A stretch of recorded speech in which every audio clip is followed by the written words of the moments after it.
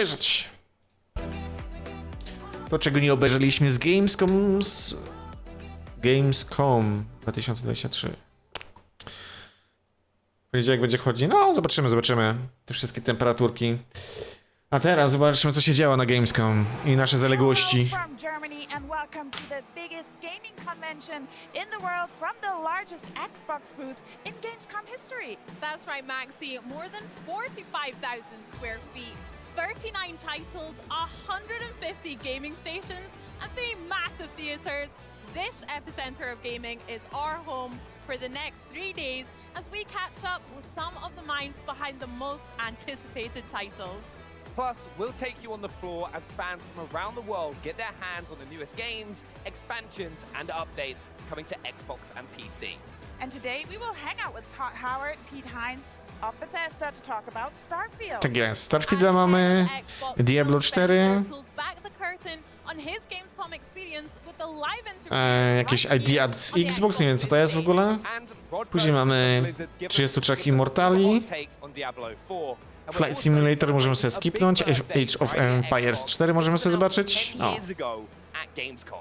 Plus, we've got gameplay demos from games like Age of Empires 4 Anniversary Edition, which in case you missed it, just last night had a massive shadow drop onto console.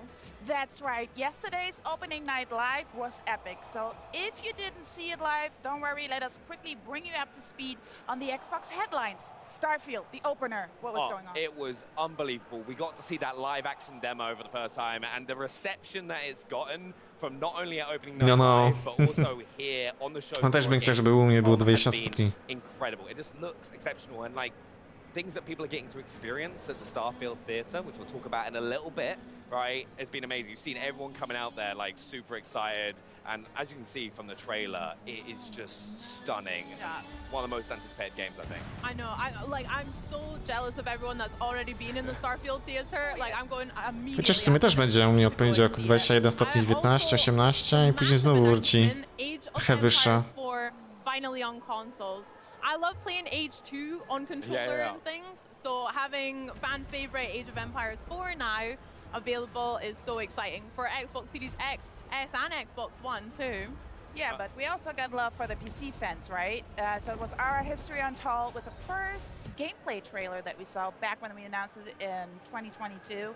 And you could see how this game turns out in terms of we saw battle scenes, we saw heroes, the diversity of heroes. So you would have a George Washington who would be more on military, a strategy guy, and then the other one was from Greece who maybe is more into building masterpieces and epic cities. So it really speaks to the depth of a strategy game, and looking forward to see it later on this week. It looks awesome. And like there was so many like personal highlights for me from that like, opening night live as well. Like I'm a big Call of Duty fan, all right? So you might know of it. Like you know, we play every so often, but seeing Modern Warfare 3 for the first time after we already knew about the improvements that they've been making to. No, zobaczymy co tutaj pokażą. Jak na razie gadają, widzę. Seeing that campaign for the very first time and like seeing like locations that if you're a Call of Duty fan that you're going to know and love. Trochę to przyspieszmy. And being here at Gamescom, what goes into the preparation for yourselves and like the team at Xbox? Well, for us, we put a video hands. Expect when they get their hands on the game. Well, I think, if they Czy kupuję Starfielda? Na razie nie. Może dostanę kluczyk od deweloperów? To może wtedy będę pykał, a jeśli nie, no to na razie jeszcze nie. Na razie mam w co grać. A jakoś nie jestem chętny, żeby dołączyć do tego całego hype trainu od razu. Mówię, mam Jaggeda, Baldura. Yeah, like I'm personally super excited to get my hands on it. Also, I'm gonna go and experience the experience for myself. Hopefully security let me, but thanks so much for joining us. Thanks for having me. I just hope everybody loves the game. All right, thank you. Thanks. Hey there everyone, I'm so excited to be joining you here at Gamescom with the rest of the Xbox On team. But while Benny's trying to dodge that security at the Starfield Theatre experience, we've actually got our very first giveaway. So why don't you guys type !day1 in Twitch chat for a chance to win a whole month of Xbox Game Pass Ultimate. No, coś to nie pokazują. Musimy to przebrnąć. Jakieś 2 godzinki tutaj widzę. I'm great. It must feel good to be back at Gamescom as well. It is. This is a show I've been to a lot of times and over the years, and it's always a great crowd. It's honestly, it's amazing to like No, the fans. I recognize generalnie to folks, and gierka also ma being być active mocno w person, kosmosie, you know, nie? something we haven't Zwiedzenie gotten to a lot planet of, i tak dalej. Coś you know, as Todd was just saying, you can really feel the energy from the fans. a la No Man's Sky, ale tak nie do końca bardziej rozbudowane ma być, nie? It makes it a lot of fun. Yeah, it's a really special place for that, I think. But so many of the fans that are here today and watching from home are just kind of waited with bated breath for Generalnie what's lepszy. to come for Starfield. But these last few days ahead of launch, what do they tend to look like for you and for the rest of the team? It's in some ways it's probably the most difficult part of a campaign because number one, like you know how close it is. Number two, the amount of work that our teams right now, and shout out to all of those folks who are number one crushing it, doing an amazing job with the trailer at ONL last night and everything that's been a part of this campaign. They are working so hard. And you're also just sitting here where you've now given the game to a bunch of people, to press, to influencers, and you don't really know what they think or how they're feeling. And so it's a little bit helpless, so we try and focus on the things that we can control. And most of all, we're just so excited for next week and to get this into people's hands. I mean, I personally kind of love that confidence of Nie, no Mass Effect ogrywany był na strumyku. and reviewers and Wszystkie części. fairly early for what most games marketing tends to do. Like, to me, that speaks like we love what we've done with this game. It's now time for you guys to really have a go with it. Yeah, and if I'm being honest, like there's really not an amount of time that I'm comfortable enough of like, now you've played enough Starfield to get what this game is, because like I'm at 150, 160 hours on my current playthrough, and like, I haven't even come close to do, like, there is so much stuff I have intentionally not done. It's like, we try and tell everybody how big this game is, and the folks that are playing it, like, one of the few things they will tell us is, you weren't kidding how big, like, I can't believe how big it is. Like, it's content and exploration, like, no matter how you want to play, there is so much for you to do in this game. You mentioned opening night live, and we'll talk about it in a sec, but I just kind of want to know. Masz dwójkę tego, nie grałeś prawie w grę? O, to żałuj, panie. Musisz odrobić zaległości i zacząć od jedynki. I mean, for one thing, like, Jedynka, dwójka i od biedy... A, trójka, no i jeszcze Andromeda, nie? Ewentualnie, nie? Really well-known PC market, and we obviously came from being a, an indie PC developer and publisher before we were anything else. But this audience and role-playing games and what they mean in Germany, it's a very popular genre, and No nie wiem, czy jakieś czas temu nie wyszły jakieś odświeżone te Mass Effecty, nie? It's got a really big following in this territory, and for all the folks who come to Cologne who aren't in Germany, and we just felt like this close to launch to try and do something special for them, to sort of surprise and delight, and to just be here and to, take pictures or have a conversation or whatever. We want to make sure that they feel as special as they are to us. It's cool for me to see that you've got that glass cabinet full of all the different Starfield paraphernalia. We got the Series X console wrap, we got the Constellation Edition watch, and that helps me feel at least like we're so tangible. It's like, it's right there. I can even like grab it. We're so close to launch. Plus it's really good. No, Like, tam Stalkera 2 widzieliśmy? Oh, I want that. I need Ja that. tam się dużo dzieje. Yeah, you've got the watch on already. Yeah. I'm jealous. Trust me. Love the watch. We're really excited both for like how good the game is, but the way in which Xbox has supported us with console wraps and like the controller and the headset is the best piece of hardware. They are so good. I use them nonstop. Full credit to that team. But across Xbox, the way that they have stepped up and supported and amplified Starfield in every way possible has been just awesome to be a part of. We're so pleased for all of the support that they've given us. You're just helping me dress my entire house in Starfield stuff at this point, so I'm happy enough as it is. Yeah, but absolutely. We did get to see quite a lot of Starfield. You had a new trailer last night at opening night live. Todd came on stage to chat a bit more about what that opening sequence looks like, that players can expect. But why don't you catch us up more on the news of the day, really, for Starfield? Yeah, I mean, first of all, I want to say, I am a few weeks away, whatever the number is, 6 or 7, from 24 years at this company. Wow. That is the best trailer we've ever made, and I will have words with anybody who says otherwise. It is my favorite thing. I had absolutely nothing to do with that trailer. Full disclosure, that is my team. That is Aaron Losey's team going out and making that happen. And Get your flowers, guys. The tone that it hits, the way that it hits that feel of not just what it's like to play the game, but sort of the hopefulness, the lifting others up. I think it's brilliant. But you know, it's not just that. It's, hey, we've got wraps for your Xbox console. You know, something Xbox has never offered, that look really great. You know, we've released a bunch of new wallpapers, that desktop wallpapers and phone wallpapers that have been amazing. Like, we are now in the point. I said last night to the folks after dinner, like, there is no emergency brake anymore on this launch, folks. Like, we're a go whether we're ready or not. So everybody, like, make sure your seatbelt is fastened, because this is happening, and it's, you know, there are very few chances. Todd and I try and reinforce this to our respective teams as much as we can. You don't get many opportunities at a game like this.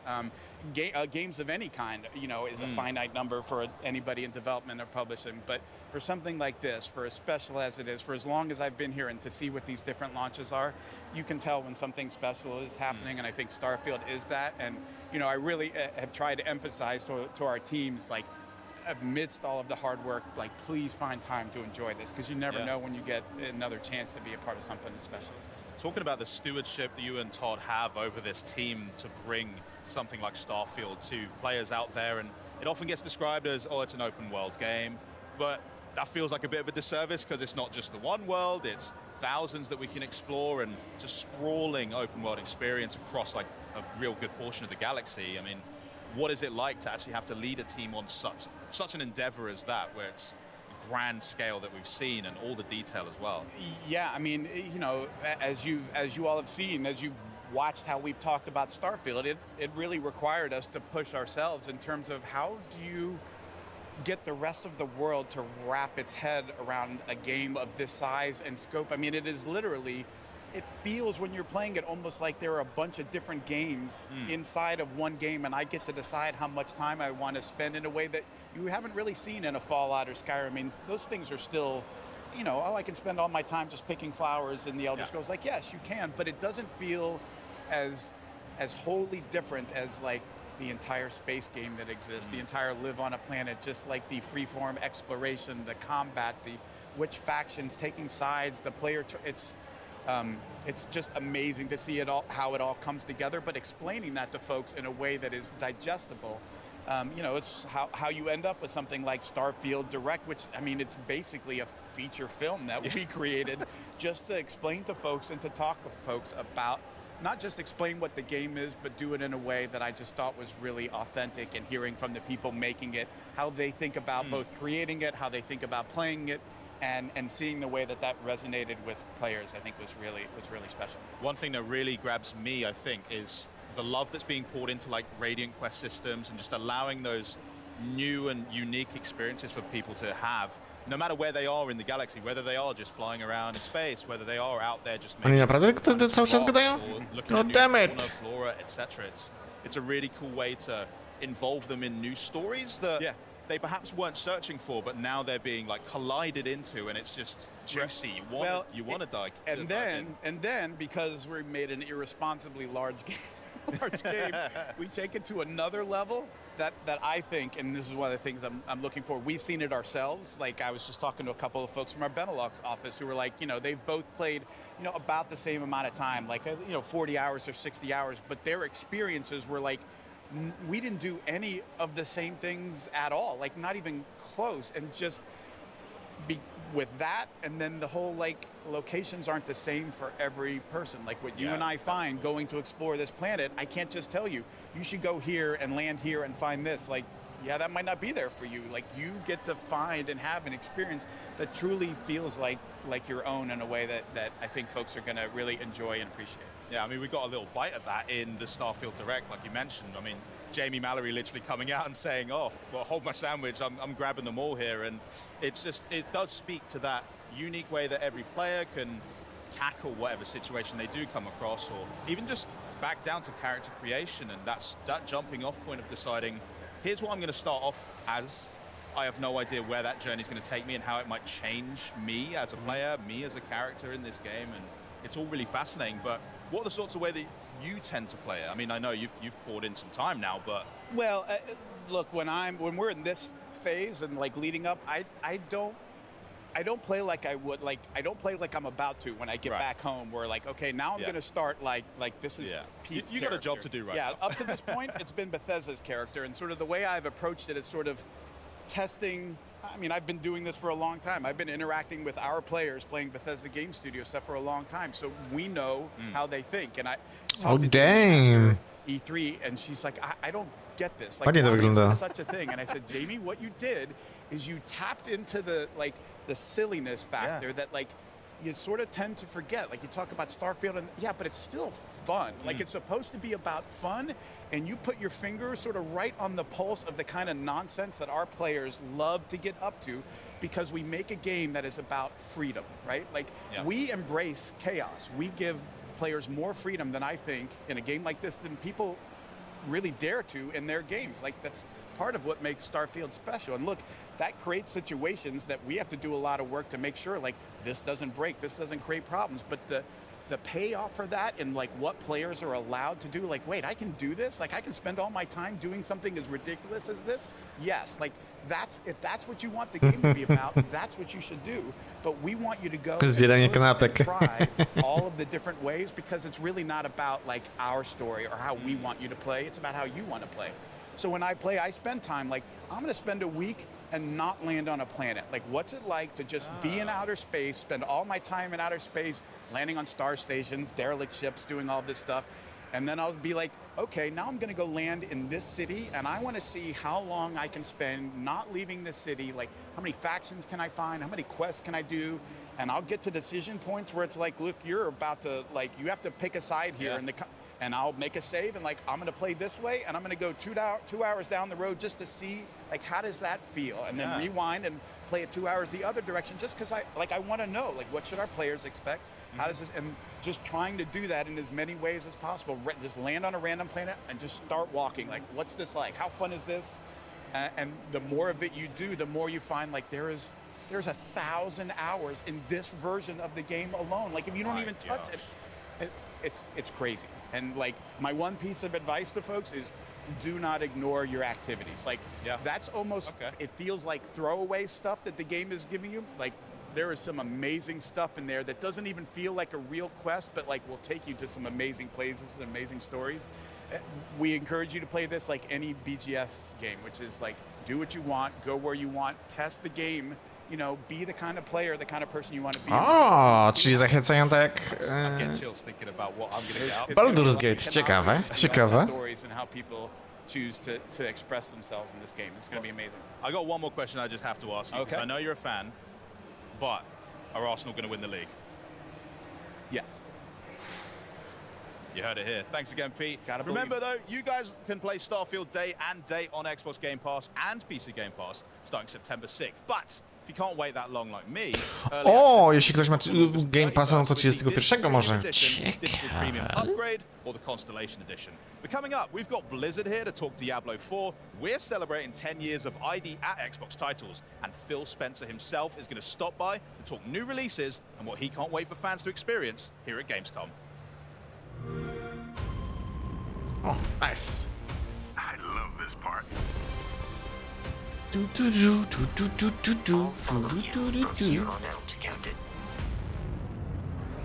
Engage.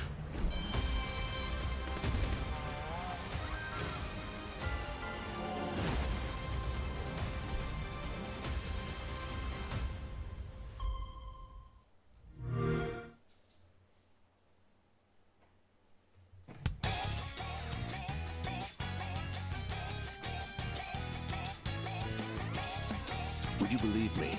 I said that a day consists of more than 24 hours. That's the dark hour. A time period hidden between one day and the next.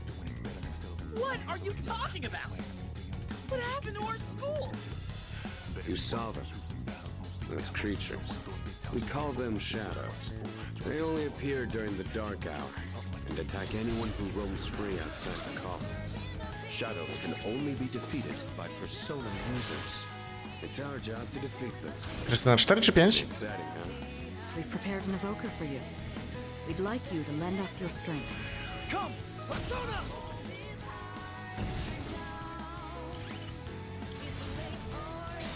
Let's do it.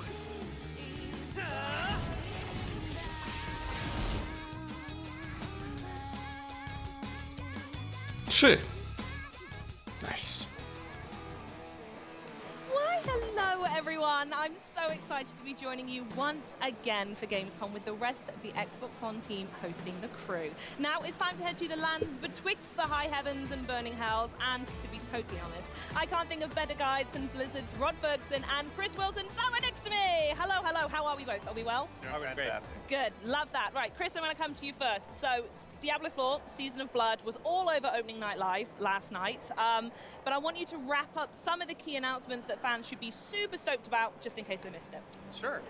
So the Season of Blood will launch on October 17th.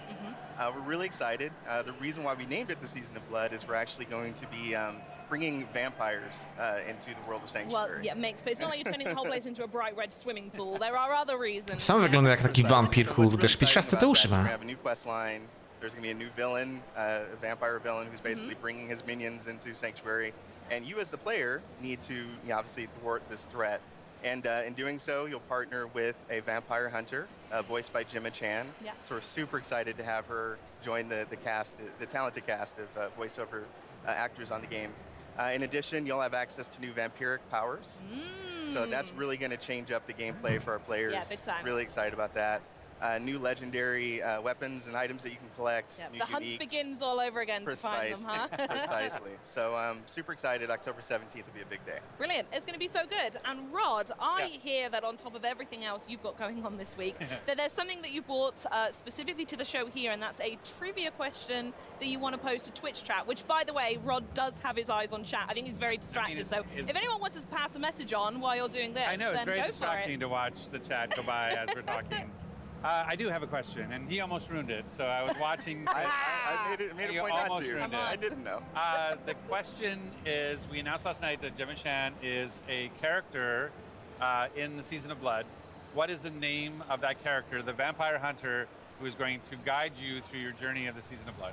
We did get close to that then, huh? We did. Yeah, well, maybe people weren't listening. Maybe there you go. Well, the people, someone who's going to get that right in chat is actually going to be winning an Xbox Series X Diablo 4 console. Awesome. So don't mess about with your answers. If you want to win it, put the right one in chat for me, please. But Chris, we're going to go back to 4K, 120 The FPS. Malignant in full swing and thoroughly on quick resume on my console as well. I want to know, with the approach of Season of Blood coming up, what have you learned so far from the reactions of this first season?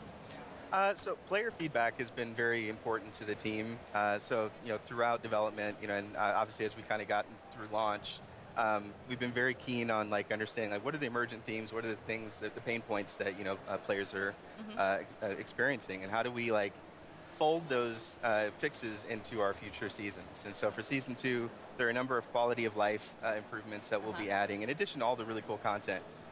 So a few examples, inventory space with gems in particular has been...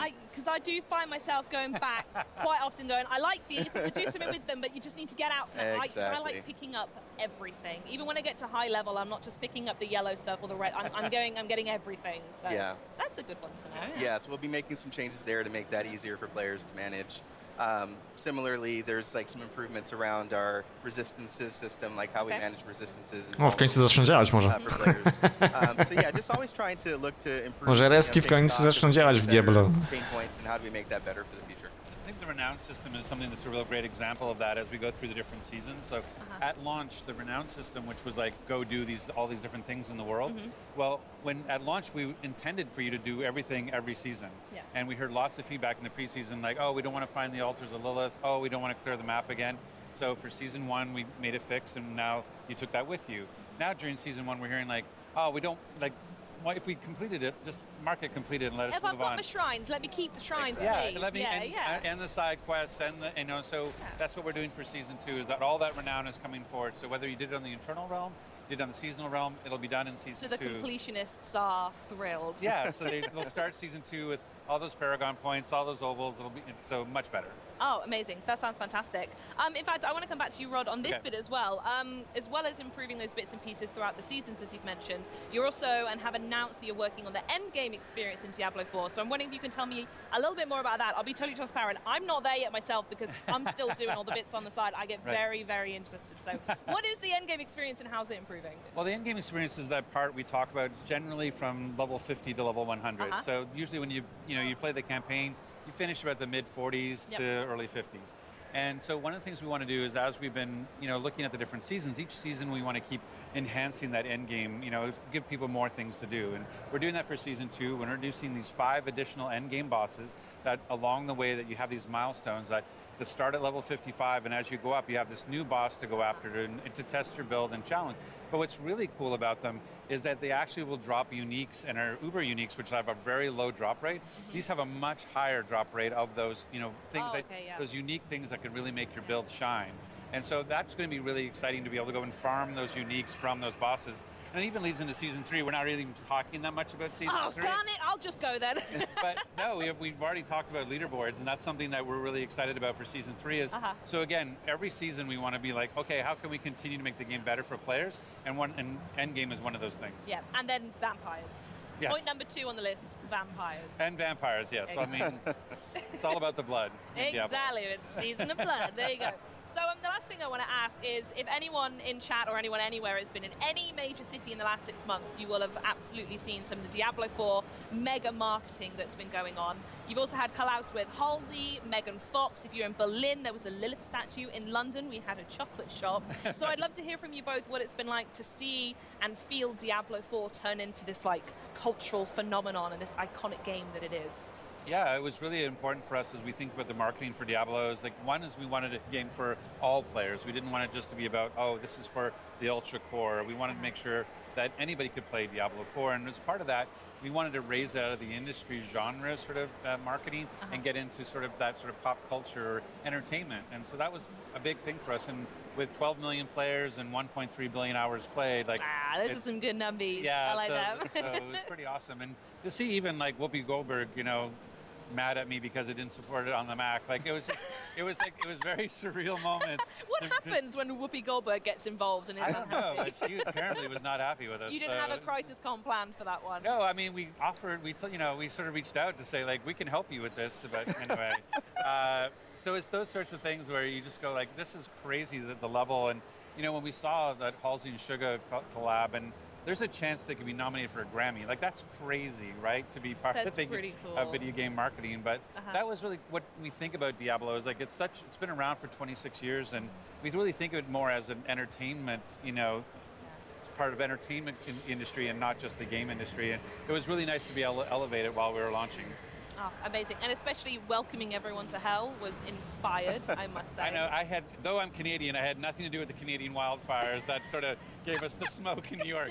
It was a horrible reason to have a viral moment, but it was if it was going to go wrong, it went wrong at the right time. There you go. Well, wonderful. I want to thank you both so much for joining me. It's been an absolute pleasure. I'm afraid we can't talk any longer, though, because it's now time to celebrate 10 years since Idea Xbox program was born here at Gamescom. It has brought us an unforgettable lineup of indie titles such as Cuphead, Celeste, Among Us, many more. Tell me the rest of them. So let's celebrate by just Dawać mi tu trailery what jakieś. it takes to bring these unique games to Xbox and why today's mega milestone is so important for indie games everywhere. I think the true innovation that is happening in the industry for games right now Albo is nie. actually happening in the independent space. Indies can try new things. They can try bizarre things. They can afford to fail. They're not afraid to go outside of the comfort zone of what is currently popular, what will make the most money.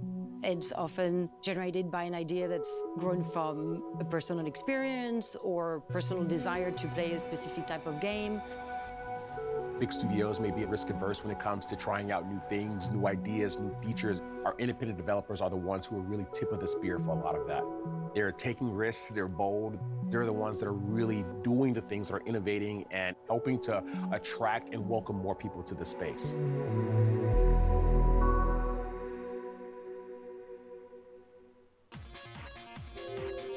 I've been making games since 1985, before there really was a game industry. Back in the day, the indie scene was shareware.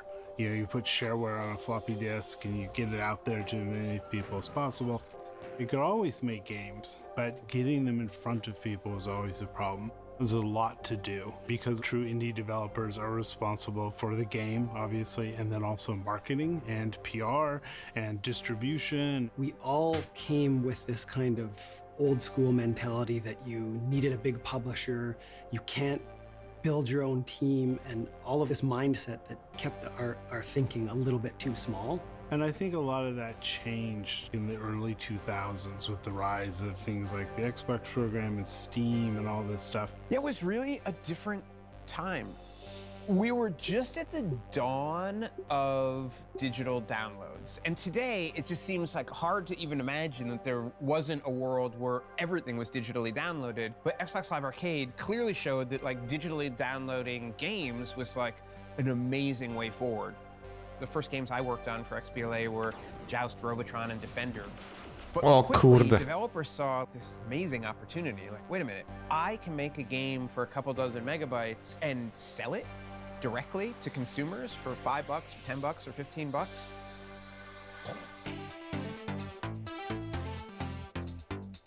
The popularity vastly outstripped anything that Microsoft ever expected when it started the program. They thought it was going to be kind of cool to have some neat downloadable arcade games or puzzle games, and what they got was some of the most like innovative and progressive independent games that have ever been created. And you saw games like Castle Crashers and Braid and, you know, everything else just explode. Was actually happening faster than Microsoft could really respond to it on 360. And as we got into the Xbox One era, we realized, you know, we needed to take the next step for independent developers. So I was one of the people who helped co-found the ID program way back in the day, 10 years ago now. We were seeing an opportunity where more independent developers could actually bring their games without having a publisher. Back in the day, it was really hard to get dev kits. To get games on Xbox, developers needed kits. And so we made a commitment early on that every developer was going to get access to 2 dev kits at no charge. We knew if we could do those things, make it easy to ship, enable developers to do what they want, to be their own publishers, we knew that we would be giving Xbox players access to this amazing variety of content, and we knew that Xbox players would respond. The next thing was to go to Cologne and announce it. Here we are, it's that time of the year again. Cologne, Germany for Gamescom. My favorite time of the year. We had like more than 1,000 people apply in the first hour after we announced it until the website crashed. I think the big thing that we understood by the end of the show was like, oh my gosh, we have so much work to do. Boom! That'll slow them down. We wanted a program that made sure that people who we had never heard of would be able to come to Xbox and have fantastic success. And so whether you were a long-standing developer or whether you were like, you know, 2 brothers in Canada who had like a bonkers idea to hand draw every frame of a video game, we wanted to make sure Xbox was there for you.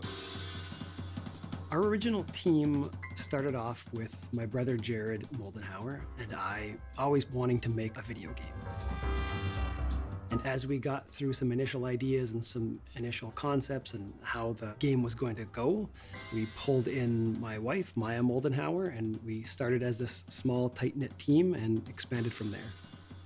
Studio MDHR at the time, you know, was a wonderful small family based in Canada who had this amazing game. They had a vision for a game that is unlike any game anybody's ever made before. You can say, oh, there's been run and gun games before. There've been hand-drawn games before. Nobody ever thought to put them together the way they did. The art style of Cuphead was influenced heavily by the 1930s rubber hose cartoons. So we took that art style and married it with the retro games from the 1980s era that we grew up and loved. Marrying those two together, Cuphead was the byproduct. The game is so cute, it's beautiful, it's also very challenging.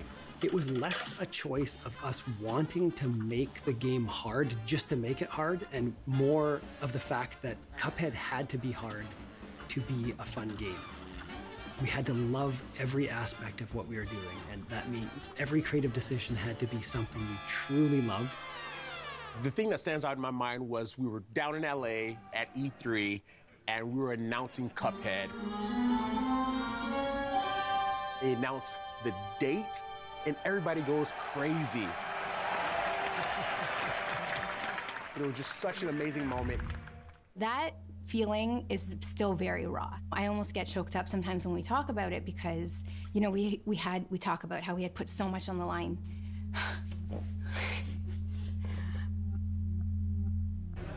To step foot on that stage and not know whether or not we would ever even make our money back, whether or not we would ever be able to make another game, to see the fans' response to that announcement change the course of our lives.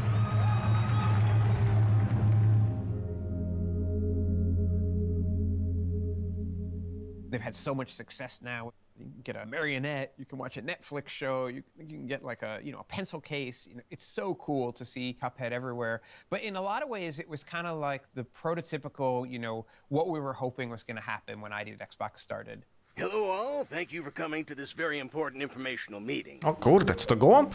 The first time I heard about ID at Xbox, I was doing Thimbleweed Park. Prior to then, it was really kind of just me. Things like Steam are a black box. You fill out some forms, you put a game up there. We didn't have a ton of money for things like marketing PR, but we were invited to a whole lot of events that ID and Xbox was putting on, ability to show our game. They gave us, nice placement on the dashboard and things like that. So it was really good. One of the key things of ID at Xbox is listen to the developers. When we want to get great games to players, the way you do that is by listening to developers and making sure you're making a program that works for them. Astroneer is an independent title. The 4 founders really wanted to venture out on their own, start their own project, take ownership over every part of development. When the original team was building out the game, they were really looking for a creative partner to work with to execute on that vision and also give them a little room. And ID at Xbox stepped in and said, hey, we want you to make whatever you want to make, and we're going to give you the resources that you might not even know that you need in order to do that. We launched into game preview and into early access, and it saw amazing success right off the bat. And so I think once we realized that people were coming along on that ride with us, we just saw that as a way to just keep building it out. I mean, at this point now, I think we've updated like 40 times.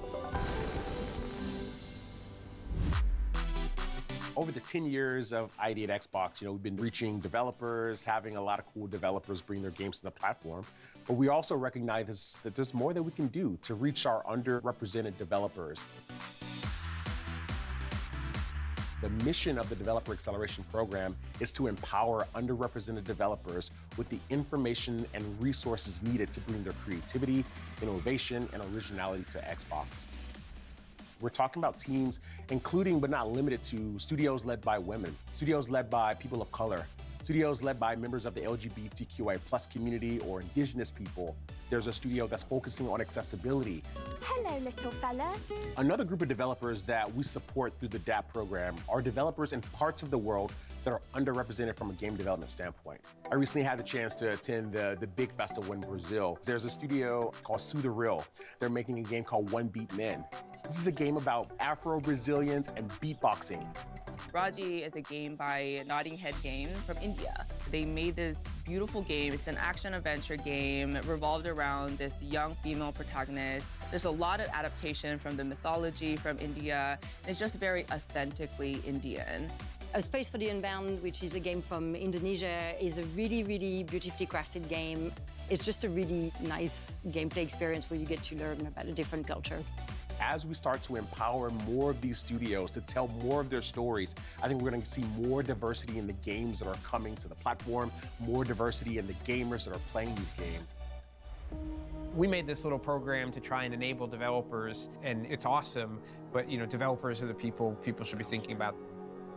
The types of games that we see in genre, in style, in art, in region, in the size of the developers, the story they're trying to tell, it has increased in the last 10 years, and I see that continuing to rise. Whenever you're building art, it's like it's a part of your soul, right? You're putting yourself out there when you have your art, whether it's a painting or music or a game. I think it's very important for companies like Microsoft to pay attention and help the independent community. It changes that old way of thinking that you can't break into the industry, and now it actually lets the next generation of people truly dig in. We're going to see so many more new and creative ideas that's going to push and drive innovation moving forward into the future.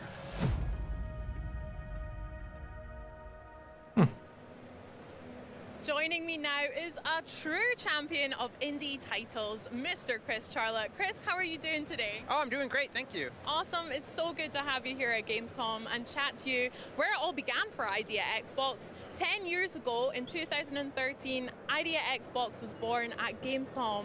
Can you tell us what a decade really means to you and the team at Xbox? It's really amazing because it feels like it was yesterday. I'm walking around, I'm getting all these memories, and it feels like yesterday, but it was actually 10 years. It's like 20% of the length of the game industry ago. And to me, the fact that we're still seeing incredible support for indie games just shows like how foundational they've become to Xbox and to the game industry too. So it's just super cool. Yeah, super cool. I totally agree. Speaking of memories, things like that, I hear there's quite a fun story about Gamescom and how you came about with the name Idea Xbox. Care to share with us? Sure, yeah. So now it can be told. We changed the name of the program 3 times in the 3 days before Gamescom. So we started with a name, we all looked at it and trying to convince ourselves it was okay, and we're like, oh, that's not it. So then we had another meeting, we had our new name, and we were looking at it, and it was a 3-letter acronym, which we love at Microsoft. We have the Developer Acceleration Program, 3-letter acronym. But somebody just looked at it, a VP, and he just walked up to the whiteboard and crossed it out and just wrote ID at Xbox, independent developers at Xbox. You can't make it an acronym, you have to say it. It's just too important to like leave to an acronym. And we're all just like, that's it, we're ordering new business cards, and we ordered business cards for the 3rd time in 3 days, changed all the press releases, and 10 years later, I think it was a good name. I think so too. It fits so well, especially for all of the games that I'm really excited to get hands-on on stream, as well as on the booth floor here at Xbox. I mean, we were chatting about Thirsty Suitors. That is one that I really can't wait to find out about. And Little Kitty Big City, obviously. Can you tell us about some of your highlights that you're excited for fans to see over Gamescom? Oh yeah, well you just named 2 of them. Another Crab's Treasure is another one. It's a Souls-like where you play a crab, which is everything I want in an indie game. And I actually just played Island of Winds like right before we went on, and I hadn't played it before, and it is creepy as heck, and it's just so good. I mean, I only got to play for like 5 minutes, and they just do such a good job of creating this atmospheric, creepy village that I'm just about to get to the first house and explore, and then now I'm here. But yeah, that game looks really cool. Cocoon. I think we have about a dozen games here from the Idea at Xbox program, so super excited for people to check them out. And we've even got a couple games behind closed doors for the press to look at, and so very exciting. Awesome. We need to have more of a chat and go and play these afterwards, because you named 2 of my favorite things, Souls-likes and horror games, so I can't wait to find out more. So that's what's happening this week and in the present. Can you tell us a little bit more about the future of Idea Xbox? Yeah, so I mean, Idea at Xbox has always been about empowering developers, and at GDC we announced we were going to make a couple changes to just try and do that better, always trying to improve. And actually Monday we launched a new portal for developers in the Idea at Xbox program. If they go to their dev portal, you have to have an NDA and all that kind of thing. You can now directly pitch a game to Microsoft for a deal such as Game Pass or another deal opportunity. And it used to be that you sort of had to like meet somebody or know somebody, and we're always eager to meet people, but we can't meet everybody. And now any developer is going to be able to pitch their game, and we think that's just a great step to making sure that we see all the awesome content, and that means we can find the best games to share with Xbox players. Sounds great. Definitely more accessible. I'm going to check out how to sign up as well. Where can developers find out more about that then? Yeah, if they just go to xbox.com/ID, they can learn all about the program. And if you go to our YouTube channel, you can see lots of cool games. We all love cool games. Well, Chris, thank you so much for chatting with us. We'll catch up over some games later, but we're going to find out more about 33 Immortals later today as well. Check out the latest maps in Flight Simulator, and I hear Phil Spencer's going to stop by and have a wee chat on the booth too. First, let's have a look at Idea Xbox's Steam World build and Worldless. You see all those stars up there? That's where Right, we my want to son. escape this world. Let's look at the Get sky. all the way up there, Pa. I'll show you, hon. First, how about we build us a nice little town? Okay, let's go.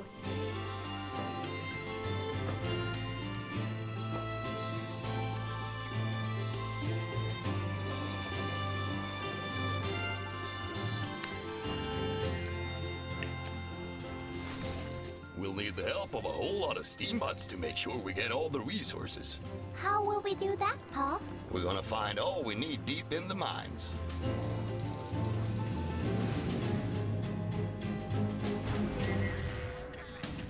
Are we gonna work in a mine, Pa?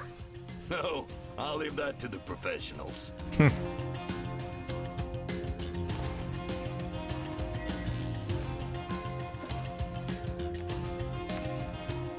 Kurde, ta gierka mi coś przypomina, kurde, jakieś inne... Jak to się nazywało, kurde? Też coś tam z Dungeon... Dungeon Keeper? Let's build us some defenses. Właśnie chyba tak, nie? Właśnie deseń.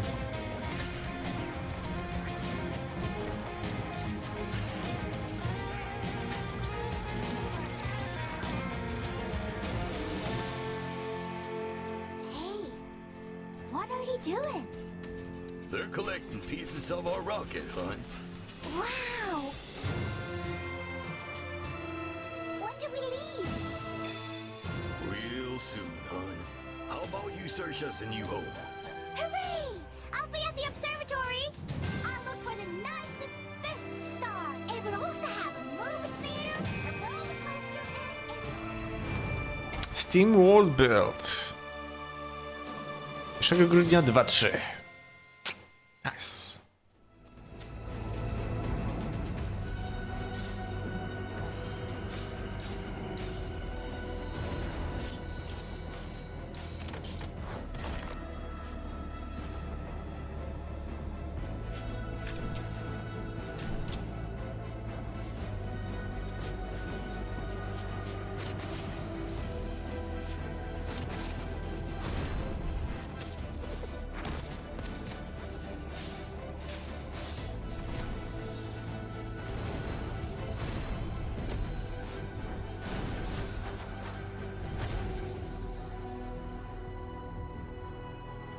Worthless.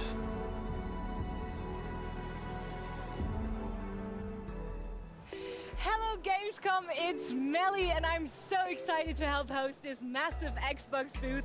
We've got so much in store throughout this show and I can't wait for you to see it. But now it's time for another Xbox Game Pass Ultimate giveaway. So type !day1 in Twitch chat to be entered. But that's not all. We've been excited about this next title since it's made a splash earlier this summer on our Xbox Game Showcase and Extended. And now we're going to talk about 33 Immortals. Łopaka. That's not on my channel. Gamescom is always fire everywhere. It's fun. It's energizing. I love it. That's so amazing. But first off, we got to start with a feature fans are excited about. So tell us more about Pick Up and Raid. So what can fans expect? Yes. So traditionally, like in Raid, you have to like create a big group and plan a lot of things to like solve these kind of intricate puzzles. On our end, we want to try with 33 models to change the vibe of this and do a fresh take on this. Yeah. So what we want to propose. Yeah, I'm watching past broadcasts from the Gamescom day one, and it's the Xbox section, so yeah. You're alone. You go in alone, and that command only works on the Xbox stream, so yeah. And you won't do it and it was working like other players. 2 days ago. 32 friends. Exactly. Well, who does? Well, we do have 32 friends minimum. I hope for you. But let's be honest. Do they play always the same game as you at the same time? No, they don't. And I think on my end, I only have like 2 or 3 that are at the same time playing the same thing. And this is what we wanted to also like avoid. It's going to be a seamless experience where you just jump in, matchmaking will be done automatically, and people will just join in. You can join alone and also with other people as well. You'll be able to queue up with a little party if you want of your own with friends, because we have friends, right? Of course. And then you'll be able to join and face all the different challenges and have tons of fun. That sounds so amazing. Ej, ale oni pominęli, But what is pominęli your take questy, on co jest grane? raid like player roles? I'm sorry, can you say that again? What is your take on usual raid-like player roles, like tanks, Yes. support? So on our game, what we wanted to tackle is the fact that we are different, but in the same time, all the players start the same. So all we do with this is that we equip a weapon, and this weapon will define your role. We will use 4 different roles: tank, support, ranged, and melee. So, for instance, we have the bow of hope. If you take that, that means you have a bow, you'll do damage from afar. That's more my style and more my gameplay. And this is like just our ranged fighter. On the other hand, we have just the sword, and with this one, you can dash. You can dish a lot of damage, and also you have a special attack that makes you guard. So it's more of a tank on the tank role. We'll make sure that we build these weapons to have all these roles supported. We are now working on the support and also on the melee one, and all this together will give like good gameplay combination. That sounds so amazing, Nicola. And I mean, this game is about so much more than just life and death. So please take us through how players begin the story and what progressing means to your like overall goal. Yeah. So our game, in fact, we start as a player that now is dead and is going to eternal life. Okay. And in fact, in this, the Almighty looked at you and saw that your life was full of sins and problems, so he's giving you eternal punishment. So it's not dramatic at all. So we're fighting the last judgment, basically. Almost. Okay. So then, when you go into the game, we took inspiration of the Divine Comedy by Dante Alighieri, which is a poem from the 14th century, an Italian poem. And you start in the dark woods, this place where all the players will gather, and you're this like wandering souls, and other souls will come, and you just don't wait for your eternal life. You want to challenge the Almighty. So you'll take all these players with you, and you go to the gate, and you go through Inferno, Purgatorio, and then Paradiso, while facing tons of like monsters and epic bosses. And then after that, you will go through these things, but you may also die. Dying is part of the process. And, well, as bad as it sounds. Of course, but I got you. And we want to make sure that every time you'll play, you'll get some new potential upgrades. We have like a perk system that you'll be able to equip that will affect your weapons, your stats, and you'll get more and more experience the more you play, the more you'll be accustomed to the game, and then you'll play through more and more, and the more you'll go, the more you'll be able to like go through all these challenges that are just ramping difficulty through the whole game with all these 3 steps. That sounds so amazing. But Nicola, can you tell us a bit more where the name comes from? Yes. In fact, to do 3 more lows, we at the beginning of the game, the development started in 2018. Okay. And we are a small studio, and we decided to have a brand new team that will take care of this game because it's an online game. It's something different that we did before. So it started with 3 people, and now we're 22, which is pretty nice. And at the beginning, we wanted to have we wanted to have 100 players. We were a bit dreaming. Of course. Which you is have good. to dream big, right? And then you condense it to something more manageable. Exactly. But it's exactly this, through brainstorms and realizing what we need to make sure that the raid experience is nice and enjoyable. And also by discovering that in the Divine Comedy, every chapter has 33 chants.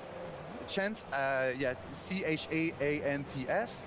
Then we realized that, maybe 33 is the magic number. And it was the perfect number of players, and then it created the 33 Immortals title. That is such a cool story. Thank you for sharing it. And can you tell us a bit To more był chyba about the goblin art style? kościany. Because it's not only fun to play, I bet. It also looks amazing. Yes. So in fact, at Under Lotus, we are renowned, I think, I'll say renowned, to do beautiful and crafted game in 2D art style, which is for animation and all the scenery everywhere. No to jest goblin, no? And it's a challenge because on our end, and as you see on some of the gameplay, It's a top-down view, so it's a different view that we haven't tackled before. And the fact of keeping this aesthetic that is very hand-drawn with the challenge of having this crisp gameplay and good gameplay experience, it's a challenge, but we did it, and we're very proud of what we have right now. And you've been working on it since 2018. That's It's a lot. very, very long time. It's good that we'll be launching soon. How many times have you changed directions? Not so much. In fact, it was more a matter of having not so much people, and then it takes time because you're not not a big team. And the team got bigger. It's nice. Now we're 22. We're super happy. But Yeah. when you are a few people, He said it takes time challenge before it 3 just pops. times. And yes, there was some changes I here think and he's there, struggling but, it's just normal to with the like stress development, and we're pretty happy and his English.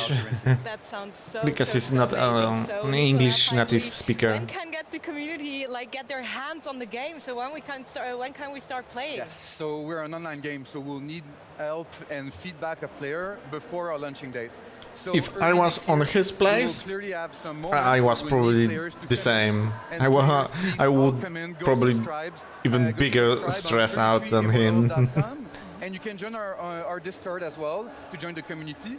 And it's going to be great. We need people, we need feedback. We want to do the game for the community as well and for the people. And it's going to be good for us to just make sure that we balance everything out properly. Early next year, it's going to be great. And then we'll ship later next year as well. That sounds so amazing. Nicola, thank you so much for being here and for sharing all the information about 33 Immortals, and I really can't wait to start playing myself. Jak to co? Piękne kobiety są, no. I was just taking notes, and you will see me on the Discord, trust me. Excellent. So, we've got more in store today, including a chat with Phil Spencer, new updates from Microsoft Flight Sim, and a world premiere you've just got to see. But Ooh, first, world here's premiere. a quick look at the Xbox booth tour we've got coming up tomorrow. Welcome to the world's largest Xbox A tak to Gamescom, panie. Nadrabiam zaległości, bo te kurde konfy leciały w takim czasie, że szkoda gadać, nie? Tak właśnie się przysłuchuję. Co ciekawego gadają. Może jakieś ciekawe trailery pokażą. Na razie takie... This is a 300-person theater where fans will be able to experience the opening of the game for the first time. Także został właśnie Flight Simulator, Age of Empires 4 i... Coś jeszcze, ale teraz już nie pamiętam. We're also celebrating Porsche's 75th anniversary with a beautiful Taycan and 6 custom Xbox Series X consoles. We just shadow dropped it at One Night He's Live from Montreal, Quebec. You have checked the website? Yeah. So it means he's French, right? With a controller. Then there's the chance to play the new medieval fantasy masterpiece, Towerborn. Looking for a new and unique title? The Idea Xbox experience should be your next stop. The guy who talked with the lady. Cyberpunk 2077's turn to WoW with game stations featuring the new expansion, Phantom Liberty. Now here is a selfie that I thought I'd never take. Leave it to the Elder Scrolls Online to shake me to my very core. Okay, people speak French, but they are so good at English. Oh, that's Plus, fans surprising. of the finally get their hands on Stalker 2. Yeah. Want more booth Good, action? good. Stay tuned tomorrow when we walk the floor. Dobra.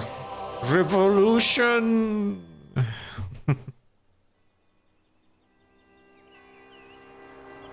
Our trail had led us from the Yorkshire moors to Berlin, Paris, and now... Czy będzie jakiś nowy Flight Sim? Możliwe, zobaczymy. So here I was, remembering a murderous clown, a deadly explosion, and a day that changed my life forever. Not like in France, where more than half of population doesn't speak English at all. Merci beaucoup, monsieur. Sounds like we're in It should be the same in Poland, I assume. Yeah, it is. It is, to be honest. I do believe it's your round. Sure, un vin blanc, coming up. And if you see a clown... Paris?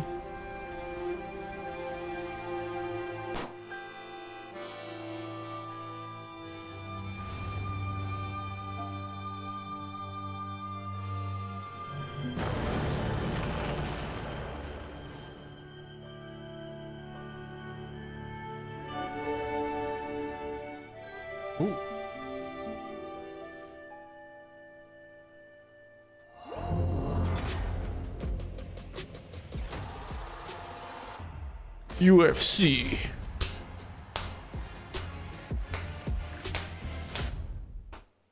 Good afternoon and thank you for flying with us. On your left of the screen you'll see my lovely No, 40. rocznica, więc Hi, I'm doing great, Bex. może jakieś DLC-ki zapowiedzą? Right, you'll see our giveaway that is now live in the Twitch chat. Now, Jorg, it is great to have you back at Gamescom this year with Flight Simulator. You guys have really been soaring to new heights recently. Can you tell us what you've been up to?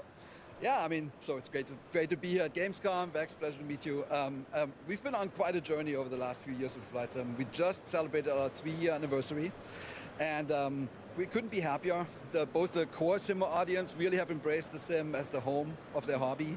And then we found a whole bunch of new people that have never tried Flight Sim before, and they're happy and interested. So it's awesome. We've already announced we have over 12 million unique users.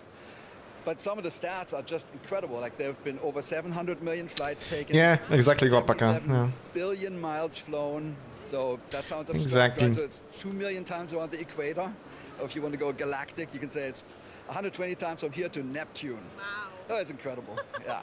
That's a lot of flying. I mean, I'm one of those new players as well that hadn't played it before, and now I'm obsessed with Flight Simulator as well.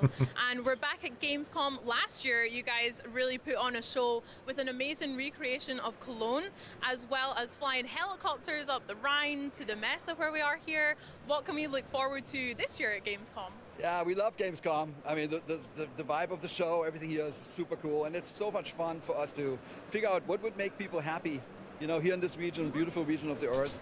So this year we did, plus I'm German, you know, I don't know. But this year we did 2 things. We did, and I've done little videos for you. So the first one is what we call city update. We call this one City Update Western Europe. So instead of doing another German city, we said, why don't we take the countries around Europe? So we have a little trailer for you. So yeah, let's take a look then.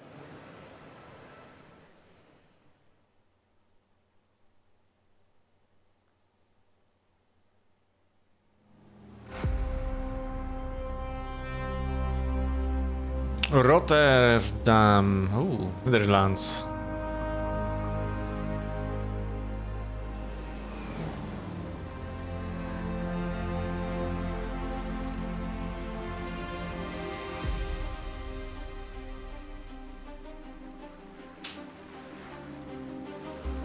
Ale nie powiem, że Flight Sim, kurde, Microsoftu, kurde, jest kolosem, nie?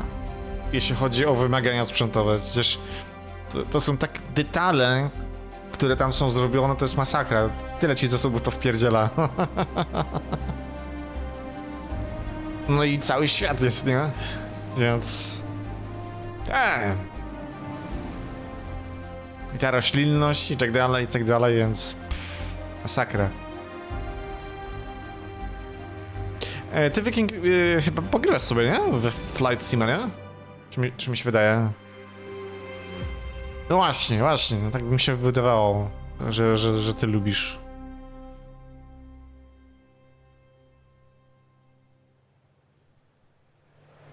Jorg, that was so pretty. I'm always blown away with Microsoft Flight Simulator's ability to recreate the No to już w ogóle, nie? accurately as well.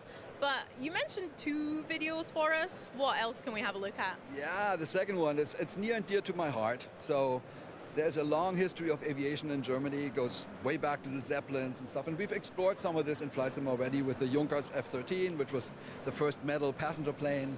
The Doge, that was the first one that crossed the South Atlantic. Then the Junkers U-52. But when you grow up in Germany like I did, there's one plane that stands above them all. It's a real, you know, pinnacle of Czyli German ziomek aviation, jest and it's Niemcem? called the Kurde, to Doge nieźle X. kurde gada po tym, po angielsku. Naprawdę płynnie. Then the Doe X.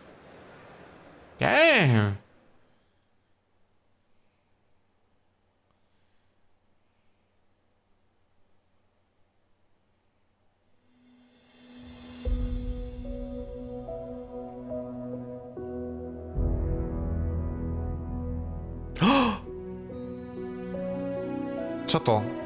Statko samolot? No to wychodzi, nie? Statko samolot.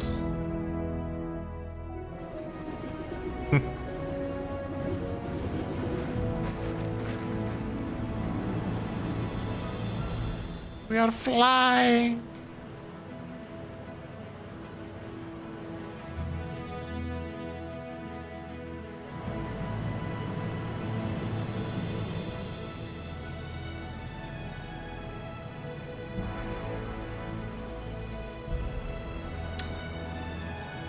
No to też prawda, ale z tego co kojarzę, coś widziałem ostatnio, że jak, nie wiem, zrobisz sobie wszystko na ultra, no to nawet na najlepszym high-endowej maszynie, kurde, umie się ściąć, nie?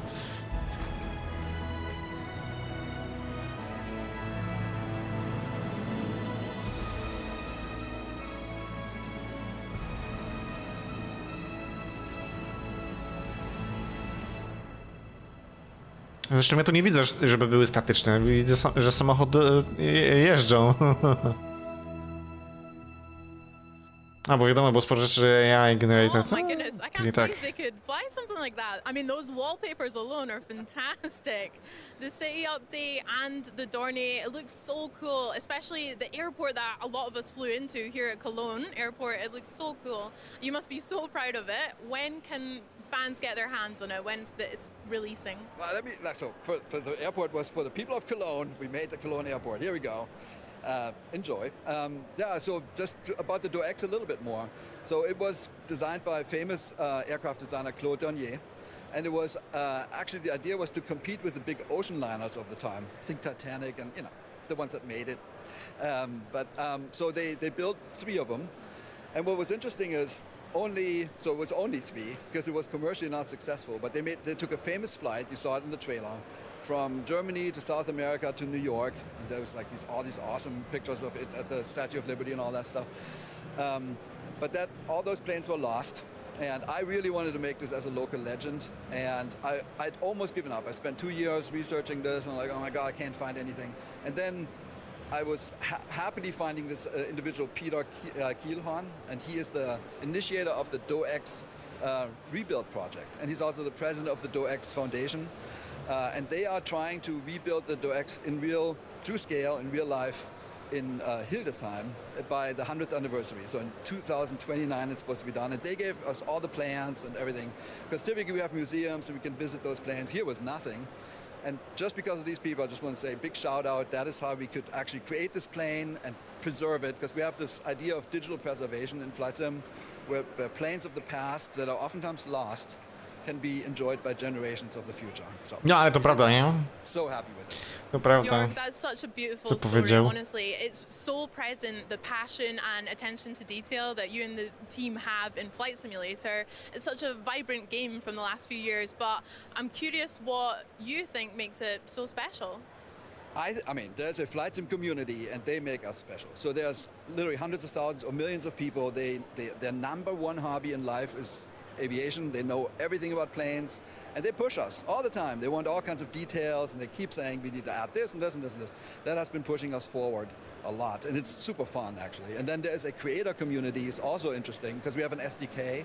So there's about 2,000 companies and individuals. They make airplanes, airports, all kinds of cool add-ons. And it's a vibrant marketplace. We have a marketplace in the sim that has over 2,500 add-ons. And that alone, that is keeping us fresh. Every morning when I get up, I go on the computer and say, what did they do? And it's always like, it's like opening chocolate. It's awesome. That's so lovely to hear. I mean, speaking about the future and what's coming as well, there is a new flight simulator that we can look forward to next year. Do you want to tell us a little bit about that? Yeah, Flight Sim 2024. It is by far the biggest undertaking ever in simulation. The team is almost 500 people now. We've been working hard. We're adding realistic aviation activities. So it's not just you, the plane, and the planet. It's what planes actually do in real life. So it's if you're interested in aviation at all, this is the one. And I think we're going to have it here next year at Gamescom. I'm really looking forward to showing it. Well, I can't wait to see it as well. Jorg, congratulations to you and the team again, and the community as well. Thank you so much for chatting with us here at Gamescom today. And from one fan favorite to another, we're going to catch up with the team behind Age of Empires Anniversary Edition Pięknie. to find out what it takes to make such an iconic PC title work on consoles. Let's go. No tak, bo Age of Empires 4 Definitive Edition wychodzi na konsolki. Więc zobacz i usłyszmy. Home to the beloved Age of Empires franchise. We've been on a journey to continue O the mój legacy of Boże. creating world-class real-time strategy games that started over 25 years ago. That legacy is all thanks to you, the fans. You inspire us to develop new ideas and evolve our games. In 2021, we partnered with the award-winning studio Relic Entertainment to push the franchise into a new era with our latest title, Age of Empires 4. It was a global event that heralded a new chapter of storytelling and strategy. Age of Empires 4 humanizes the compelling stories from that historical time and presents a new perspective through engaging gameplay. It challenges you to make history your story. And what better way to do that than with a trebuchet? Did you hear that whoosh? In the first year of Age of Empires 4, Whoosh. we added new civilizations, new seasons, and features that fans were very excited about. But there was always something else that fans wanted. We kept hearing the same thing over and over. When are you bringing it to Xbox? We're so excited that finally all the content in Age of Empires 4 is now available on the Xbox console. But figuring out how to make it for a console audience was easier said than done. It was impossible to go to any social media platform where the Age of Empires account was posting, where there was not a comment underneath saying, when is it coming to Xbox? We knew that it was important, especially from the perspective of being able to bring RTS and Age to as many people as possible. We'd been talking about it for a long, long time, but it had always come back down to that key factor of getting RTS from PC and mouse onto a controller. You get the defensive stance like, you can't do this. Like, well, why do you feel that way? Well, I'm gonna have to like move a fake mouse around. Okay, we're not doing that. A controller is a drive mechanism. You're driving a character, you're driving a viewpoint. You are driving something through an environment. How do we make that work? How do we find a solution? We have these ideas, but you know, we can't build the game internally. We're only like, we're not a huge RTS studio, but we would love to go look for partners. And the first team on our list that we want to talk to was Relic about doing Age 4. Relic has been making RTS games for 25 years, and Age of Empires has always been a reference point. It's truly a global effort between so many different teams: Climax, Forgotten Empires, Relic, and the World's Edge. World's Edge brought in Climax Studios in the UK, who had a background in console games. Climax Studios is a real powerhouse when it comes to user interface elements. And we felt that they could bring a unique perspective to building out the control scheme. There was a port once upon a time. In 2001, I played it. Yeah, not that far. So we have a history, even within our franchise, of how not to do a port. If we were forced to port it, we probably never would have done it. Our challenge was, we're bringing in Age 4, which has some extra complexities over Age 2. How are we going to make that work? What we found is we could actually use that framework to bring the game into its own. This game is basically a redesign from the ground up. Age of Empires 4 is a different engine. It wasn't just a case of doing what Age 2 did. We had to build it all from the ground up. You have players sitting in the living room away from the TV. We have to reconsider all the UI menus and all the in-game HUDs to make sure they're as legible, as high contrast as possible. The whole development team knew that micromanaging individual villagers was going to be difficult on console. We have introduced a lot of automation systems. All of us as game designers and game creators are always seeking that next thing. Like, how do we evolve the experience? How do we move it forward, right? There are two that really stand out. First one is called the Villager Priority System. The Villager Priority System is something we came up with in Age 2 because we were after that idea of like, okay, how do we stop the console player Take your time, from having to Łapaka. do this insane amount of micromanagement of their villagers? Based on a pie chart, you can say like, hey, 50% of my people are gonna go work on wood, and 25% are gonna go work on food, and the rest are gonna go work on gold. And they'll just start working on them. Now, if you want to change that, we've added all these cool settings for mid-game, early game, wood rush. That were designed by our pro players. So these presets are not just something that were slapped together. Or you can turn it off and do everything manually. It's up to you. We also have the site menu system that allows you to quickly issue a command contextually on the ground. It's context sensitive, so it'll bring up the right structure that you can build at that spot. In Age, you were always relegated to having to select a villager, bring up the build menu, click the item that you want, and then drop that build foundation on the battlefield. Now with the SMS, you don't have to do that anymore. You can literally pan the camera over to a spot, bring up your production radial, drop a build foundation there, and a villager... Nawet nieźle wygląda, kurde, całe UI the build process on that particular na konsolach. The kind of magic to the radio menu is that it allows you to do many things at the same time. With the console version of Age of Empires 4, we also added a new 5-minute. There is no dyslexic people in Poland. Unique Well, there are. that allow you to quickly find and locate units or buildings or a collection of buildings in the midst of battle. Those were the primary things that the minute we had them working, we're like, those are in. And there is, I think, a And they huge often joke, percent between, of them. You know, the designers that some of us even prefer to play on the controller now because it is so good. This was something bigger than a port. This was something that we had to approach the way that, you know, one would approach starting out a project from scratch. Age of Empires 4 on controller. Poor people is there a in new their own country to be experience. dyslexic. Because of that, we knew we needed to design a new entry point. When we're making tutorials, Well, one of the I things that we am always not try to do a is dyslexic figure out a person. way to I'm more like do this. a lazy Like, how person do we that build it into the experience. didn't learn a proper rules The Rise of of writing is a completely and spelling. story within Age of I have the same Empires issue in 4. English, so yeah, it's We not wanted only to in bring them my through an native experience that was language. a great It is storytelling in English too. experience. A collection of large rocks caught Guillaume's eye. Wary of hidden threats, he decided to investigate. But also introduce I'm just learning by mechanics to them using progressive way the in which they language could itself, learn so from it. yeah. And We I'm definitely ran into things correcting where we later on. realized that some of the ways that we were building graphics and units were not as optimized as they need to be for something like a console to run really smoothly. But there were things there that actually ended up improving the PC game as well. I really hope that when we bring all these new console players into Age of Empires 4 for the very first time, that they get to share that enjoyment and everything that we love about the game with their friends and their families, much like I did with my dad when I was growing up. Well, that community is so Kurde, Age special of to me. Empires I've 4, met kurde, my ma jakąś wife kampanię playing w Age of ogóle? Empires, and maybe, you know, when we have children, they'll play Age of Empires too. So my favorite thing about Age of Empires is the diverse civilizations that are represented. Even the language is representative of the civilizations for that time period. That dialogue grows or changes as the civilization ages up and the time periods change. I've worked in the RTS genre for over 29 years. I'm very genuine in saying that I actually prefer to play RTS games now with the controller. You get all of the campaigns, all of our civilizations, and most importantly, mods. Mods will be supported at launch day.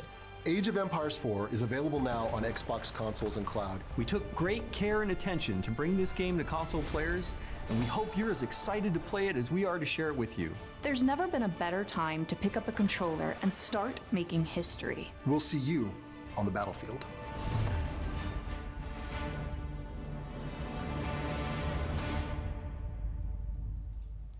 Well, we just saw how it was made. I think maybe now it's time to play it for real on console, finally. But first, I'm going to ask you to head to Twitch chat for your chance to win a month of Xbox Game Pass Ultimate. So now, please everyone join me in welcoming Chris Rubio to the Xbox stage. Chris, how are you doing today? I am doing awesome. It's been a pretty good 24 hours, right? We had Age of Empires 4 Anniversary Edition Shadow drop yesterday onto Game Pass from Opening Night Live. I know it's been a short amount of time, but what has the reaction been like so far? It's been just overwhelmingly positive. I like that answer. That's what I was hoping you'd say. We met with, I've met with a lot of players that have come to our booth. They're like, wow, thank you for bringing it to console. We've been waiting a long time for this. Yep. People that have played it tell us, wow, that it's amazing how you even got it to work. What was the mad science behind that? What were you doing? A lot of magic and a lot of goodness went into it, but it's been a very, very awesome. The shadow drop was yeah, was we great. do love a shadow drop, don't we? Right, well, we're going to be digging into all of that, but you are here to showcase everything what the team of World's Edge have been working on, and we're going to be doing a live gameplay segment for you all. So we're going to go through Skirmish, and before I do any of the nerdy questions in my head about how you've done it, I'm going to ask you some nerdy questions about what we're going to be looking at here. So what have you got set up for us? So today we'll be diving into Skirmish, but I want to walk players through a lot of the changes that we made. Yeah, You've heard us. If you watched the documentary, we literally rebuilt the front end and a lot of all of the tactical UI. We built it from the ground up, redesigned it so it would work incredibly well on the console. And so I would love to show that off to players and everything that floor we've is done. all yours, my darling. Sweetness. Let's jump in. So this is for the Xbox, we created a brand new front end. And by the way, I love that I'm all the way back here, like 8 feet. Incredibly readable. So this is awesome. Very easy to navigate through our various menus that we created. Just you can RB through everything. And again, it's still kind of it has a lot of the colors Ile nam jeszcze zostało tego? easy version did, but again, redesigned so that you can couch play from almost Jakieś 8 feet away. lekko ponad 30 minut. Easy. At no point on the screen does it say Age of Empires, but I know what I'm looking at, Yes. and you've got an Xbox and controller in your hand. Yes. So there you go. It's awesome. Job done. So, you know, we're going to go into Easy. single player today, and we're going to set up a skirmish. But I've already set up a skirmish. which is awesome. No, this is one I made earlier. This is one I made earlier so that we can jump in, and more importantly, it'll enable me to talk about all the cool stuff that we've done. Nice. And hopefully not get destroyed by the AI. So, Well, also I'm going to make sure you aren't distracted and you do talk to me during Yes, that's right. Because I've heard that you go into focus mode somewhat. I go into combat mode.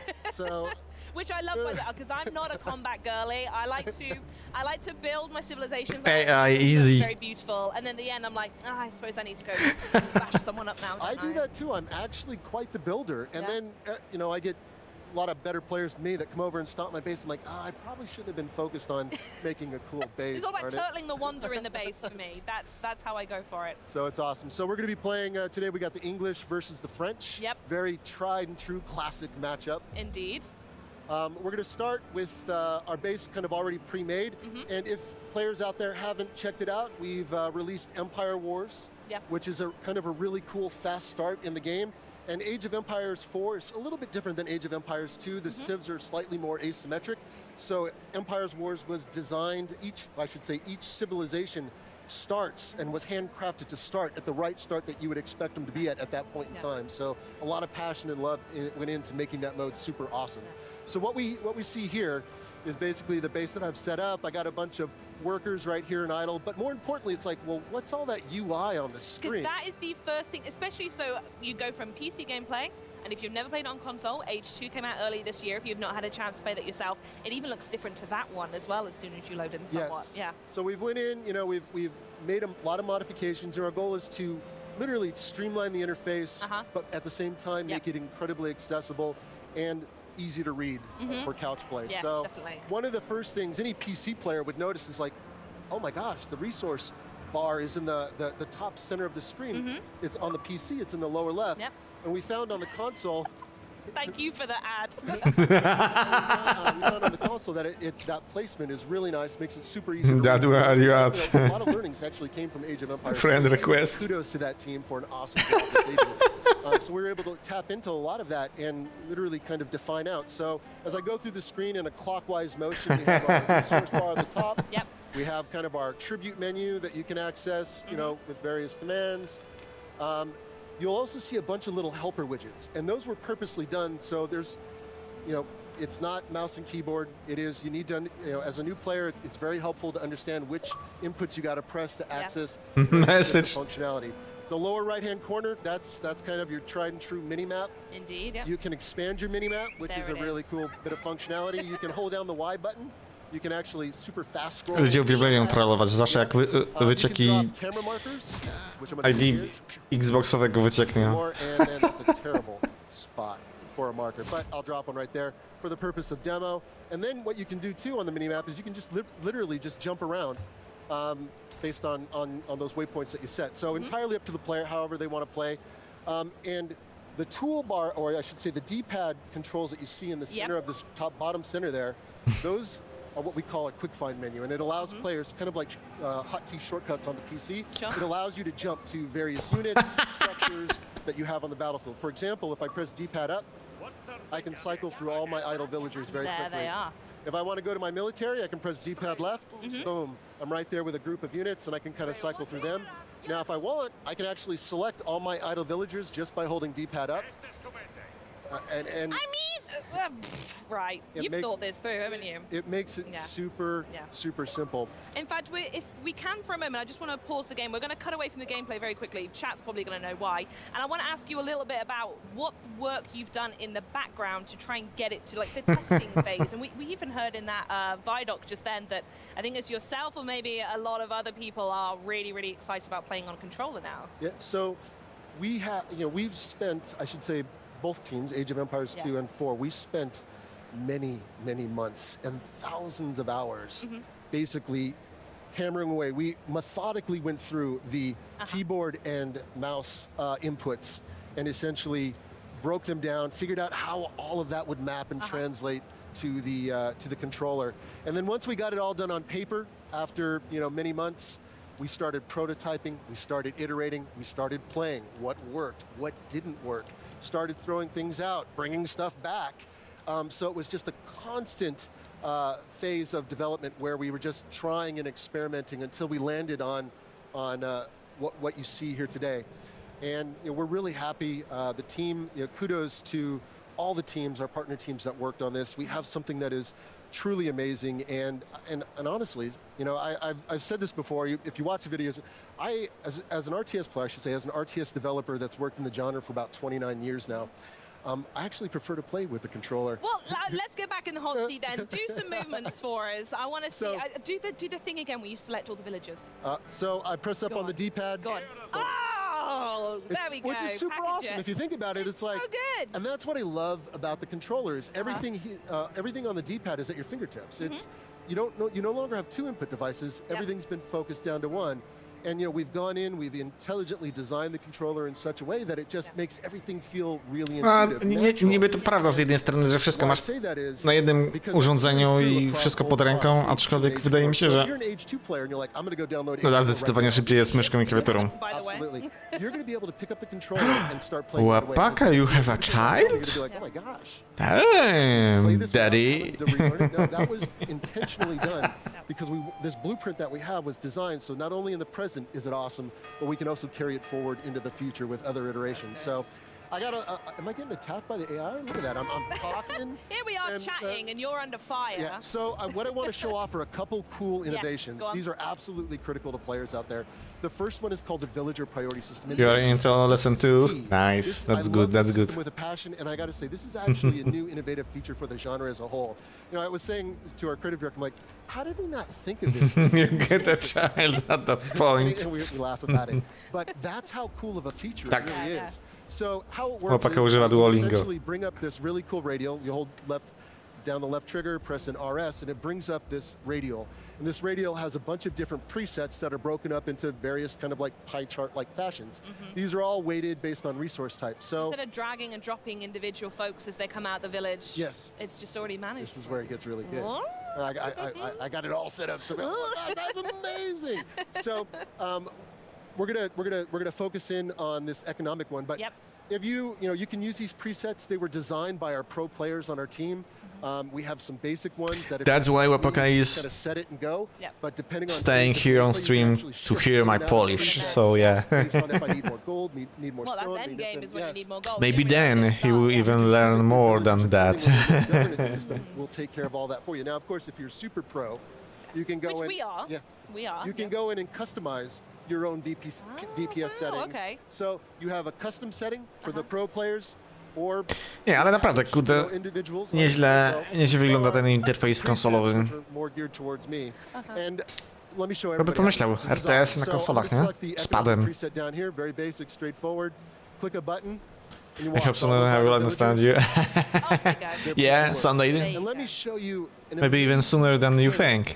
So you take the Villager Priority System and you combine it with a new feature that we added to Age of Empires 4 on the Xbox, which is auto-train villagers on your TC. So now you get auto-train villagers going, and essentially you'll be booming in no time. Just showing off now. And it's awesome. So these features, made perfect sense to pair these two. Yeah. And anybody out there, try it out. You're gonna love it. Once you can't go back. I was playing the PC the other day, and we're working on PC, iterating and changing things. I'm like, I had so much wood. I'm like, why are my villagers collecting wood? I'm like, oh gosh, I forgot. I'm on the PC, not the console, and you got to manually go in and manage. But people, players love that level of micro. So we want to make sure that we give player the agency to do either or. This system really helps bolster the console experience. So, and that's why we added it. And Age of Empires 2 was the first one to add it. We brought the system in. We've made some additional tunings to it to make it work even better. And over time, you're just going to get this, see the system in the Age series just grow and grow and just become super awesome. Absolutely love it. I got one more. Do we have time? Oh, of course we've got time. All the time in the world. So another feature that we added to Age of Empires Xbox was the ability to build anywhere you want without having to select a villager. This is key. So normally in the past, you had to select a villager and bring up the command bar. On the PC, it's in the bottom. Yep. I didn't show this earlier. Gosh darn it. And here, this is the build radial. So let me talk about it now. This is the build radial. And on the console, we've broken up the build features across 4 different categories. You have economy, defense, military, and age up. So, and I'll back out of that, bring it back up again. And all of this is easily accessible through the D-pad. Purposely designed so players eventually can map all this in their brains to, I'll just go to the economy and eventually get it. So very well done. So with the site menu system, no longer do you have to select a villager. You can simply say, cursor over this resource pile, hit the right trigger, and it's going to bring up the right structure that you can place at that particular pile. And then the way that you've weighted the villagers to work, people will go build it, and then they'll go mine it. One villager will automatically be assigned, and it'll start building. And the great thing is, once this villager is done, the VPS system will capture that villager and put it back to work. Oh my days. So it's super awesome. And of course, that's with resource piles, so it's context sensitive on demand. You can also cursor over the terrain, bring up the menu, go to your build system, and it brings up the villager radio. And at that point, say I want to build more military structures, simply select the military structure, build one, and it's going to select the nearby villager, and off you go. So again, some really awesome niceties that we added to the game to just further bolster the console experience and reduce APM on the player. So good. Now, there might be some people in chat who saw the news yesterday as well, who might be brand new to this whole experience, and there is a tutorial that's been added called Rise of the King. I wonder if we could just touch on that very quickly. Absolutely. So the Rise of the King tutorial was created for the Xbox experience. It's broken up across 5 different missions, and it was designed to teach players the basics, the core, your core inputs, your basic age concepts, as well as teach players the fundamentals like base building, resource management, and of course the biggie, combat. So it takes players through all of these different phases of gameplay across 5 missions. Now, we didn't want to just build an onboarding experience that was do this, do that. We wanted something that was narratively driven and tied into the historical component that we created for Age of Empires 4. So we decided to create a prelude to the main campaign of the game, which follows William the Conqueror starting in 1047, and it takes you all the way up to 1066 with a landing in England up to the Battle of Hastings. There it is. So when you move into the main campaign, you'll actually start off right where you left off in the tutorial. Oh, you lot are well smart. Well done. So the Xbox mantra that we all know and love is very much play how you want, when you want, and wherever you want. And that's very important because now we've enabled 2 and 4 of the Age franchise on Xbox consoles. How does it feel to be continuing to support that mantra? It's awesome. It's an opportunity for us to get Age in the hands of millions of new gamers around the world. That may never have the opportunity to experience this game. Always wanted to experience this game, but for whatever reason, they couldn't. So now, through Game Pass and Xbox, they can go online, they can download it, and have a great experience. And so for us, it's an opportunity, a chance for players to play on the platform they want and play comfortably on the input device that they want. And comfortably on the sofa as on well. The sofa, which, by the way, sofa is super awesome. It's pretty good. Chat, by the way, I want to know, hands up in chat if you have got it installed, because I want to see everyone just get very, very excited. It has been a little bit of time since it's been announced, so fingers crossed you have. But before we go, I must ask, because I'm also very excited. I hear you've got a big announcement for us, something you want to share, maybe? I am thrilled. Thrilled and have the privilege of being able to announce to everyone around the world that the biggest expansion released for Age of Empires 4 is coming soon. It's called The Sultan's Ascend. It's packed with a ton of content, and it's going to take players on an epic journey through the Middle East. Now, I can say stay tuned. That's all I can say at this time. Sorry, chat. We're going to release more information very shortly, as well as details on how you can go onto your favorite platform and wishlist this baby up. So fantastic. Super excited, and please, that's good. The expansion's awesome. I cannot wait to see more. Cannot wait to hear more. Chris, I also want to know when you go home and continue the skirmish, I want to hear how the fight goes. Oh, when you it's do it, all right? probably going to go terribly. Nah, I believe in you. I believe in you. Well, thanks again for joining us. And chat, please do not forget you can play Age of Empires 4 Anniversary Edition on Xbox right now. You didn't think I'd be saying that a few days ago with Xbox Game Pass as well as PC Game Pass if you haven't tried it out yet. Coming up next, I'm going to be chatting with the big man himself, Phil Spencer. So get mega excited. Okay. But first, it made a splash on Opening Night Live. Ostatni So let's segment. check it out right now. This is the latest from Starfield.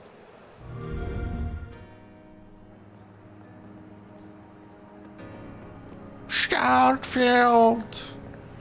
Like a Garfield.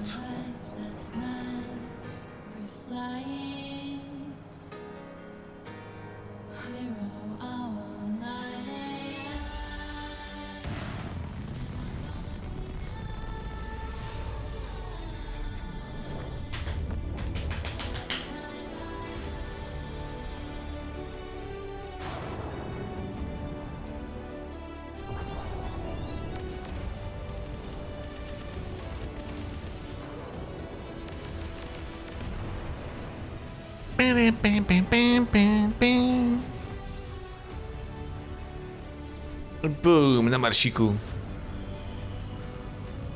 Albo jakiejś innej planecie.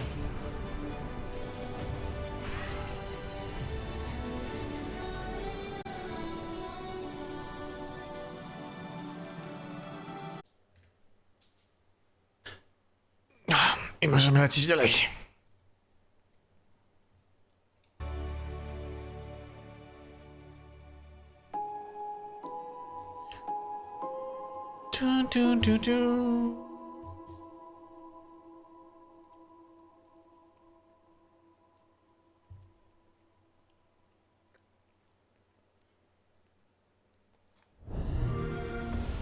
Play it day one with Xbox Game Pass.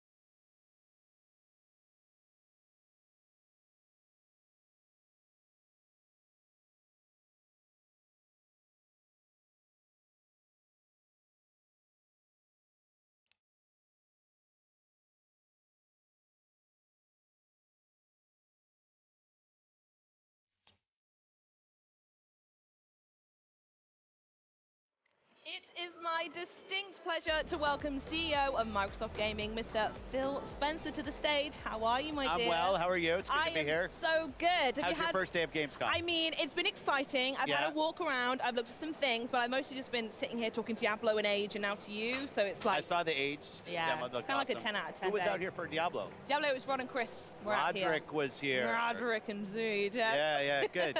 Good. Yeah, good vibes. I want to start by saying that the last time we were together, we were sat in the Bethesda London office planning to steal loads of stuff. Are we saying planning because we don't want people to know that we did? Yes, exactly. Well, you've said it now, so I was protecting us. I still have my stuff. Well, every time I talk to you, I always ask what you're playing. So I want to know what you're playing and why is it still Vampire Survivors? No. Well, I am playing Vampire Survivors, so I got all the achievements. Obviously, yeah. But now they have couch co-op, and I'm playing with my wife. My wife, Kelly, who doesn't play a ton of video games. Yep. So the fact that we can play couch co-op and she's enjoying it, like I'm all in. As well. Yeah, so what I'm playing right now on console, I'm playing a lot of Remnant 2. I really like Remnant 2. Yep. It's a great game to play with friends. I had my ROG Ally on the way out here. I'm playing a game called Fist, which is in Game Pass. Yep. It's a really nice platformer. I'm playing Brotato. Have you played Brotato? This is also the first I've heard of it, so please tell me more. What is that? So Brotato's not on Xbox. Okay. I'll say yet, but I don't have any. Well, it would be great to get on Xbox. It's a Steam game. It's kind of like, let's say it's inspired by Vampire Survivors. Oh, I see. But you play as a You potato. have a type. Yes, yeah, I'm very simple. Yeah. I have a small brain. So one stick, move around. But it's a fun game. So I'm playing some Brotato. I just finished, what did I just finish last? Bramble, have you played this game? No, I've had it recommended a bunch though. Yeah, it's because it's a nice short playthrough, isn't it? As well? But it's kind of a demented game. Like it starts off demented. Yeah, it starts off very cute, and you think, oh, like this is awesome, and then it like goes into some very crazy. Great game. Zags. Great game, but it's like some very dark. Let's just say dark places. Okay. I'll get it on the download queue. That sounds great. Yeah, wonderful. It's good. So we're going to focus on Gamescom now. We're going to stop flapping our gums and actually talk. We're in Gamescom, quite literally surrounded by Xbox fans. 50,000 square feet of Xbox booth. It's pretty good. And Biggest ever. This is the first time in a while you've stepped on it as well. So I want to know why it's so important that Xbox has showed up so big this year. Well, being here, being anywhere, but being in Europe with our customers, with players, with the creators that are here. I did a creator get together both last night, today, met with some partners. It's, you know, it's these moments where the industry comes together, where we can talk to each other, that the consumers can come in, the players can come in, put their hands on games. I just think it's critically important. Obviously, COVID messed up a bunch of things. That's in the rearview mirror. So when we had the opportunity this year to go big at Gamescom, we said, let's go. The other thing that's awesome in the booth is how much third-party support that's here, right? Like Ed Boon's games here, Mortal Kombat's here.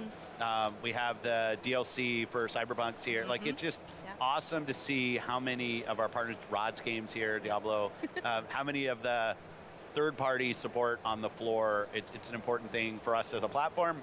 And it's just nice to get reconnected back with the community here. And then Starfield over, I feel like I'm showing everyone over I can't see it. I can't see it. It's too small. Well, it is actually technically massive, to correct you there. And we're only a week away from early access. So how exciting is it seeing this game coming to Xbox and we're so close now? Yeah, we've been working on it for a long time. I've known about it for, even before we acquired ZeniMax. So it's been great to see Todd and the team work more closely with them than we ever have on any game. There aren't that many moments where we get to launch a new IP that has the amount of buzz and anticipation that Starfield does. A lot of games you'll launch that are new IP and then maybe they build into their strength, but like there is just a crazy amount of anticipation. And the thing that I love is the confidence that the team has right now, like putting out review codes 2 weeks before launch, because it's a big game. And I'll be the first to admit, the first 3 to 4 hours are a little bit hunt and peck, figure out like, well, what am I actually doing? Then you get on a side quest or something and like the game just like blows up in terms of its epic scale. So I love the fact that the team is so confident in giving reviewers time with the game before they're actually reviewing or just talking about what they think of the game. Yeah, and just behind that, in the rearview mirror, if you will, kind of, I think that's how it works. Forza Motorsport's over there, and that's out not too long after Starfield, is it? That's right. That's October. We did a take home 2 weeks ago where we got the kind of the opening of the game. Looks fantastic. I'm a huge motorsport fan. And I'd say Turn 10 for us for a long time in our first party has really been a technical showcase. Like Chris Tector, the team on the tech side, the stuff that they get the most out of the hardware, I think, of any of our first party teams. They just like, that's their focus, along with building a great racing simulator. And the game looks fantastic. And I can't wait for people to get to play. The ray tracing on track looks great. Giving people some options. You'll see all that as they kind of talk about more of the game. But Motorsport is like something that one of those franchises I've played since the beginning, and I can't wait for the full release. Staple, huh? Yeah, it's Motorsport is chef's kiss. Well, like kudos to Turn 10. They started with Motorsport, expanded to Horizon, so now they built like a sibling franchise to Motorsport. They've just done such a really good job of growing the relevance of Forza, both for simulation and arcade players. Great job.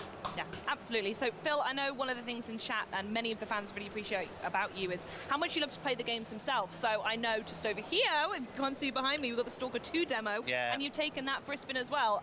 It's been 16 years since the original, so can you tell us what stood out to you?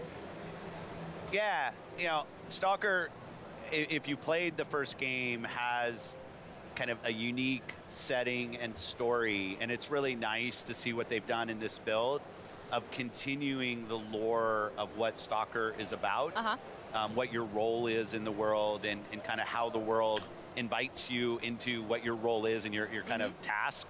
I'm trying to do this without kind of spoiling too much. But, you can spoil if you want. No, that's their game. Like I don't want to do that. But I'll also say, they're a dev that spends a lot of time perfecting the game in terms of the technology. I think they're still on that track. Yeah. Like they're still, obviously the game's not done. So it's, but yeah, I just love that they've done a good job moving the Stalker kind of world forward, but being very tried and true to what Stalker's about. Yeah, for sure. And to be totally honest, even under the best circumstances in games development, it's super tough. But for GSC, obviously, it's a bit more complex, their situation they've got there. So I want to know, what does it mean to you to see these guys get here and get a demo out of the door? Yeah, you know, it's, I've stayed in touch with the team over the years, and especially as you say, like the last couple of years, it's an emotional thing, right? Like you almost feel hollow asking them about how their game is. Yeah, of course. When you think about the world and what that they live in, and what that studio has gone through and really continues to go through. I think for them, I see, and they've talked about this when I've talked to them, that building the game has kind of been a refuge in a way, and it's cool to see that. You know, I hope it never gets replicated again in terms of something that has to happen. But I'll say for the team, the fact that they're here, I was playing, they were literally pushing a new Stalker, build. kurde, Right, wersji Ultimate 500? attention Jesus to Christ. wanting to put their best foot forward, even under the most difficult circumstances. I have a ton of confidence in them, and they're on that journey. But Teraz jak tak się zastanawiam, to ja generalnie w ogóle nie ograłem Stalkera jedynki. Ale to kurde, grywać grę teraz z 2.10? Czy to ma sens? Yeah, for sure. And as well as being here, there are so many communities for so many different games. Yeah. There are Xbox, you've got Sea Thieves. I'm doing it again. Sea Thieves over there. You've got an ESO over there. They can't see it, you know. No, I know. I'm just There's actually nothing over I'm there. telling She's you just where like they all are. It's an empty, like, there's nothing here. And you're just It's like not a pointing green screen, it's an illusion. the grounded communities over there. It's actually not. But what's it like for you to see all of these communities come together?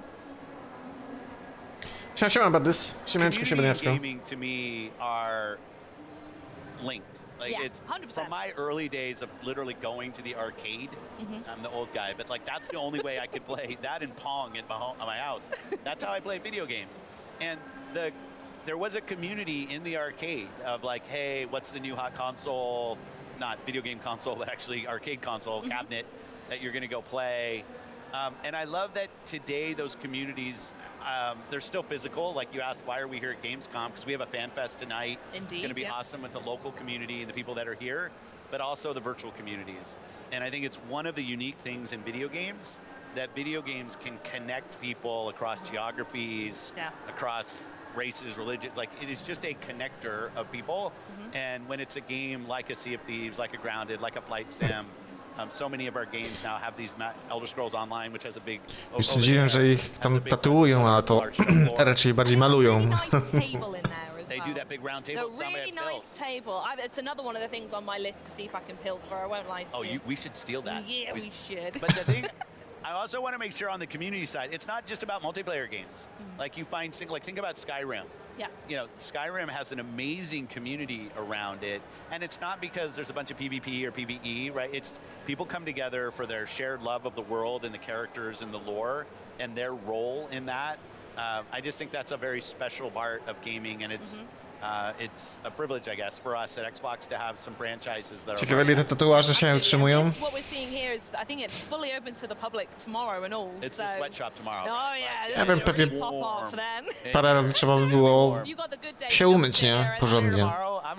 But yeah, no, yeah, like do people know? Like today is what the press day, right? Może Bugs tydzień się utrzymują. Ciężko powiedzieć, szczerze powiedziawszy.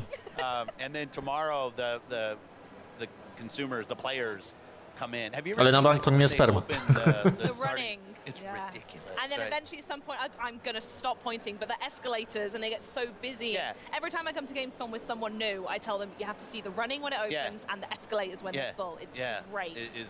It's awesome to be back. And I think they feel like this might be one of the biggest Gamescoms ever. It feels it already, doesn't it? Yeah, and it's kudos to the team here who's kept this going.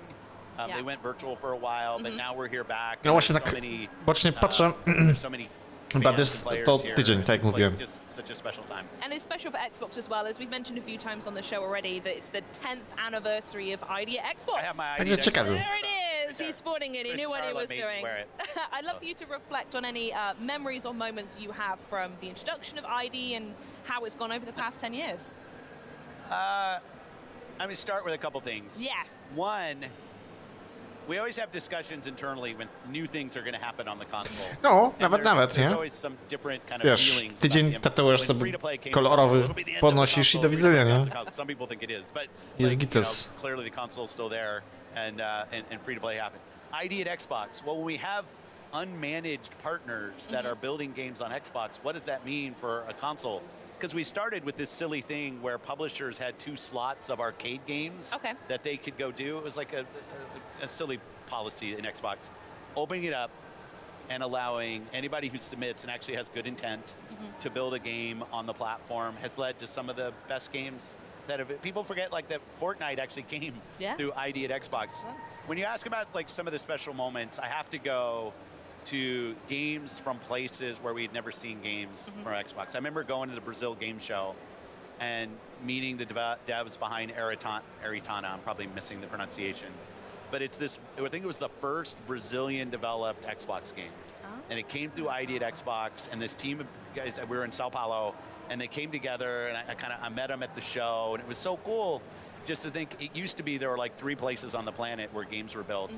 And now you have games coming from all over the place, and people tell their stories through their lived experience and their world. It's totally different stories, as you say, around the world. Yeah. Now, whether it's explicit in like I'm going to do a game about Brazil, or I'm going to do a game about something else, but through the lens of what I see in the world. Exactly. And that's the thing. Whether it was like Candleman, which I think was the first Chinese-developed ID at Xbox game. Like I always love when we're finding new ID at Xbox games from new places and new partners, and I just think that's like, if we're going to find new players, we're going to have more creative, and the mix of those two things, ID has been fundamental. And 10 years ago, announced at Gamescom. 10 years. Yeah, Wowzers. that's how old I am. Feels like yesterday, or I don't remember it. I should say I don't remember. I thought you were saying you were 10 years old then. No. That's a great job for a 10-year-old that you've got. No, I'm like, no, but it's like that it was 10 years ago. And I remember though, like, trepidation, what's going to happen when unmanaged developers can build console games. Spencer, 10 lat temu nie byłeś taki gruby. It did. So Ja tak samo. another thing that you talk about a lot as well is when you can play games whenever, however, and wherever you want. And I know that's something you really want to give to fans however possible. So I want to know what that commitment looks like both at Gamescom and maybe the months ahead, what that story is going to be. The critical thing we look at Teams Xbox in terms of our success is how many players. Yeah. How many players do we have? And even more and more, how much are people playing? Like, do we have a platform that has games for kind of all days of all hours of the day? Sometimes you're playing with your family, and what can I do? Sometimes it's just me time, and I want to go do things. And how many players show up? We look at our monthly active players, our daily active players. And when I say on Xbox there, whether you're playing on the cloud and you're streaming to a device that we don't know anything about, whether you're playing on a PC, and as Microsoft, we know something about the PC, or you're playing on one of our consoles. Like, those are all Xbox players. Or, like, flying over here, I'm playing on my ROG Ally on the airplane. And I think about that as my Xbox away from home, or my Steam Deck. Like, I want those things to feel as connected and as complete as an Xbox experience as any piece of hardware that we build. We will continue to focus on hardware. It's an important part of our team and what we can go do. But I don't want our hardware to be a limitation on who can actually feel like they're part of the Xbox community. If you buy hardware from us, we're going to do an awesome job supporting you. We want to make sure great games are there. If you have the device that you want to bring and be part of Xbox, we also want that to be 100% great on Xbox. A, ciekawe. It's, as you said, Że są tak bardzo otwarci, nie? Dla deweloperów. At the center and of it's it. just there for them, whichever one they want to That's grab right. at that time. And not only is it there, my save game moves with me, my community is there, so I can make progress on any platform I want to play on, and I can grind my characters, I can make my way through the story anywhere I've been. It's one of the best things about Starfield, pointing at it. That's over there. Yeah, I've been Mogliby w końcu zrobić jakiś prosty sposób, żeby zagrać w gierki z Game Pass na Steam Decku? Pewnie kwestia czasu znowu? Amazing. So I also want to know, while we are Plus here, is there anything you're particularly dogadanie się z Valve, nie? Bo to też głównie o to chodzi, nie? Well, Stalker 2 was one, so it was great to get to sit and talk to the team yesterday and just connect, right, and see how they're doing. I have this funny thing with Ed Boon, where Ed and I have known each other for a long time, head of the team behind Mortal Kombat, but we tend to cross ourselves on stage all the time. It happened last night at OLN. Congratulations last night, by the way. Smashed But it. accepting an award that team did on like the next. Steam jest open source. Well done. Ale nadal to wszystko chodzi pewnie o jakieś API, może, nie wiem, ciężko mi powiedzieć. Other people did, and that team did awesome work. But I want to get over with Mortal Kombat. We had the same thing at, I still call it E3, though no one else does, but that June event, our showcase, but also I think he was in Keeley's, the Play Days thing, which was great. But we tend to fly by. So I saw him on stage because he was on, I think, right after me as I was coming off stage, which is how we normally spend time together. But really great third parties here, and I know I'm supposed to pick some obscure indie game, but I want to sit down with Ed and get my hands on Mortal Kombat, so I'm hoping I get to do that. I'm going to recommend to you, if you haven't yet, go play Little Kitty Big City. That's the I have one. not. That's the one. I'm not really a cat person, though. Phil. No. You have Are to we gonna fight? spoil it, don't you? Because I have to thank you now for the interview, and you've just gone and said you're not. A zatem wymieniłeś Disney Gnatera? My dog's name is Nie masz na co kasy wydawać? Oogie. Oh, okay. He's a rescue. Maybe I'll let you off. He is then. the most awesomest dog ever. Fine. But yeah. It's so big kitty, big city. What would say? Well, imagine if it was Big Kitty, Little City. That's a game. Ja wiem, Viking, ja You're wiem. absolutely fantastic as always. Thank you for joining us. You are. No, you are. Enjoy the rest of your show. Thank you. Don't steal too much stuff, and I'm sure we'll speak to you soon. But now it's over to Benny and Maxi to close out the end of the show. Nice. Coś jeszcze mamy tutaj ciekawego? Nie. Nic więcej ciekawego nie mamy. Chłe. Elegancko. Elegancko, dzień pierwszy Gamescom z Xboxem zakończony, aczkolwiek wiem, już w sumie, nie wiem czy w sumie dzisiaj, czy też wczoraj pojawiały się jeszcze inne showcase'y, między innymi z Cyberpunka, więc być może sobie jutro obejrzymy i posłuchamy z Cyberpunka odnośnie Phantom Liberty, żeby nie było, że nudy cały czas z Xboxem.